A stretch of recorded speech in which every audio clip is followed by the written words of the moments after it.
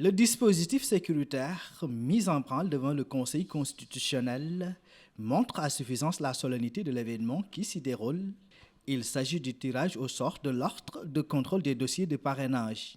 Certains, le téléphone portable scotché à l'oreille informe peut-être du déroulement des opérations, et d'autres par contre, le visage stoïque égrène le chapelet pour sûrement occuper la première place du tirage au sort.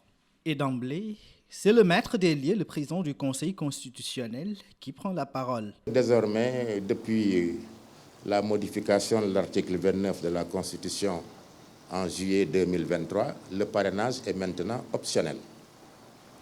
Le candidat a le choix entre le parrainage par des citoyens, le parrainage par des députés ou le parrainage par les élus des maires et des présidents des conseils départementaux.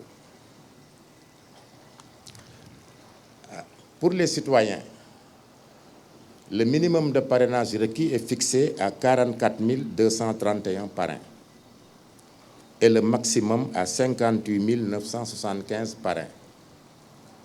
Et la loi précise bien que les surplus, c'est-à-dire les dépassements du maximum, sont considérés comme nuls et non avenus et ne sont pas pris en compte dans le contrôle des parrainages. Au plan de cette option de parrainage, nous avons reçu, c'est l'état brut des dépôts, 4 dossiers de déclaration de candidature accompagnés d'une liste de parrains députés. Un dossier de déclaration de candidature accompagné d'une liste de parrains, maires ou présidents des conseils départementaux. Et 88 dossiers contenant des parrainages par des citoyens. Il est suivi dans cet exercice par Maître Adama Diack, président de l'Ordre des huissiers de justice du Sénégal. Les candidats ou le représentant, pour la plupart, appelés à déposer dans l'urne l'enveloppe contenant le nom du candidat.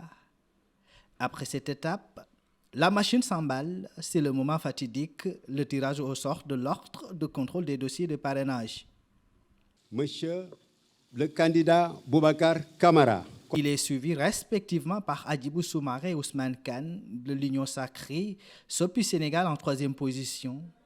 Et à la 93e place se pointe Aïssatou Mbodj, plus connu sous le nom de Aïda Mbodj, qui ferme ainsi la liste des 93 candidats déclarés à la présidentielle du 25 février 2024.